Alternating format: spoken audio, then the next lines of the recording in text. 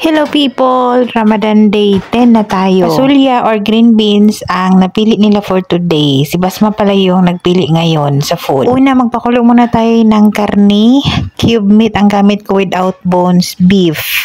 Papakuloan natin yan gamit ang pressure pot. Naglagay lang ako ng cinnamon stick, bay leaves, at naglagay tayo ng dried lemon doon. Ito naman yung beans or green beans or pasulya sa kanila kung tawagin in Arabic. Hiwain lang natin yan ng mga half inches. Yung pangalawa naming alaga na lungkot sa pagkain ngayon dahil ayaw niya itong mga ganito. Pero wala silang magagawa dahil itong aming basma talaga yung masusunod ngayon. Kasi nga kahit papaano, kakain talaga siya pag gusto niya. Hugasan lang natin yung mabuti. Kunti lang yung ginawa ko, enough lang para ngayon. Or kung mayroon mang matira, siguro lunch namin ni Bel bukas. At ang kanilang sweets na napili today ay kunafa. At ito na lang yung naabutan nyo dahil hindi pala na-on yung camera habang ginagawa ko yan. Yung kunafa do, dapat kung gumawa kayo niyan ay nipis lang talaga para crispy pa talaga siya pagka isi-serve.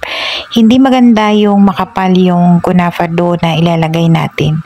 Manipis lang talaga dapat. Maliit lang do na baking pan kaysa sa nung nakaraan. Yung kunafa do, nilagyan ko lang ng melted butter. Yung kalahati ay na-arrange ko sa baking pan. Then naglagay na ako ng filling. Yung filling natin dyan ay akawi cheese, fresh cream, and analog cream. Tansya-tansya lang. Set aside muna natin to, i-bake natin to 1 hour bago isi-serve. After na pakuluan yung ating karne, lumambot na siya at ganito ko i-release yung pressure ng ating pressure pot. Inapat, magpainit tayo ng mantika and then magisa na tayo ng, 1, 2, 3, smile. Igigisa muna natin yung ating sibuyas, bawang, saka tayo maglagay ng tomato paste. Igisa natin mabuti para yung tomato paste bumango lalo at malis yung asim pagka igigisa muna natin. Then, lagay natin yung green beans sa iniwan natin kanina. Nag-blend ako ng mga 2 malalaking kamatis, fresh. And then, ilagay ko na yung broth ng ating karne. Then, saka ko inad yung karne na binakuluan natin kanina. And then, yung asin, paminta, at nag-add ako ng cumin powder. At lulutuin natin yan sa mahinang apoy ng mga 1 hour. Yung gulay nila dito, kailangan lutong-luto. Dito naman tayo sa soup. So, nagmelt tayo ng butter. Magisa tayo ng sibuyas. Naglagay tayo ng tomato paste. Again, igigisa natin mabuti yung ating tomato paste. Yung kanilang soup today ay Quaker Oats. So, nag-add ako ng 1 cup muna dyan. Tinansya ko kasi para gusto ko kasi yung hindi masyadong marami yung ating soup para konti lang. Kung mayroong marihit man bukas, konti lang. Pero nakuntian ako sa 1 cup, nag-add ako ng another 1 cup ng Quaker Oats. Then naglagay tayo ng butter, yung broth na sobra na pinakuluan nating karne para sa ating green beans, inad ko na. And then nilagay ko sa blender. Dapat gumamit ako dyan ng immersion blender. Kaso lang natakot lang ako sa ating pot. Baka magka-scratch. Sayang naman. So, ginamitan ko ng regular blender. Blendan ko and then binalik ko sa pot. Then, pakuluan natin yan uli. Sa pangpalasa, asin, paminta, at naglagay ako ng mixed spices. Sa mga kapatid ng mga amo ko, pag gumawa sila ng Quaker Oats, lalagyan nila ng laban or yogurt. Pero sa akin dito, ganyan lang. Gusto naman ng mga amo yung ganito lang dito.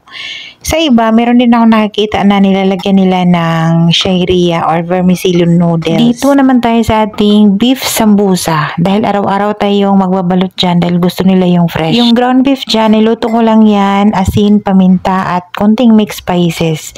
Tinagad tayo ng chopped boiled egg, isa, tapos naglagay tayo ng dill and chives. Wait, 1, 2, 3, smile. Nakarami ng smile tayo ngayon. Hindi tayo masyadong ngarag dahil konti lang naman yung niluluto at simple lang. Very simple lang yung ating green beans. Pwede naman yan dyan iwanan lang sa pot. Habang nagpapakulo tayo, nagbabalot tayo ng sambusa. Naka-10 araw na tayo sa Ramadan, kaya 10 araw na kumakain yung mga amo, pati yung mga kadama ng sambusa. Sa mga oras na to, 5:00 na yan ng hapon, kaya inumpisan ko ng binake yung ating kunafa. Naka-prepare na yung ating mga sambusa. Meron tayong sambusa potato, cheese, and meron tayong chicken, at meron tayong beef. Dito naman tayo sa ating rice. So, sa rice na to, ang pair ng ating green beans ay shayria rice. So, gumamit ako ng butter. Nagisa tayo ng vermicelli noodles. i-fry lang natin yan until golden brown at naglagay tayo ng rice. Yung ating rice dyan, kalahating Egyptian rice and basmati rice. Tada! Ang ganda ng ating kunafa for today. Ganitong kulay yung gusto ng mga amo ko dito. Last na gawa ko, parang nakulangan yun sa time. Hindi masyadong nag-crispy yun kasi makapal yung aking dough. So, nipisan nyo at maganda talaga pagka ganitong baking pan. Ayoko na yung Pyrex na glass. Medyo matagal siya mag-crispy. Maganda tong ganito. And then, nag-drizzle lang ako ng sugar syrup at naglagay tayo ng pistachio nuts. Eksaktong alas 6 ng gabi, narinig ko na yung adhan or prayer call na dito sa mga masjid or mosque. So, nag-umpisa na akong nagluto or nag-fry ng sambusa. Anyway, yung aking pagprito dito, nagpainit na ako ng mantika dyan bago mag-prayer call. Kasi yung prayer call, yun yung aking hudyat para ilagay yung mga sambusa sa mantika.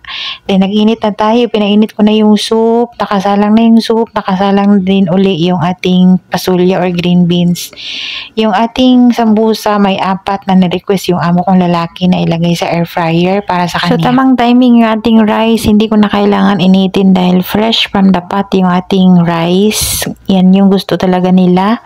And then, yung ating green beans, ganito na yung itsura niya. Nakalimutan kong tanggalin yung ating black lemon dyan. Dapat walang black lemon na i-serve. Then, last yung ating oatmeal soup.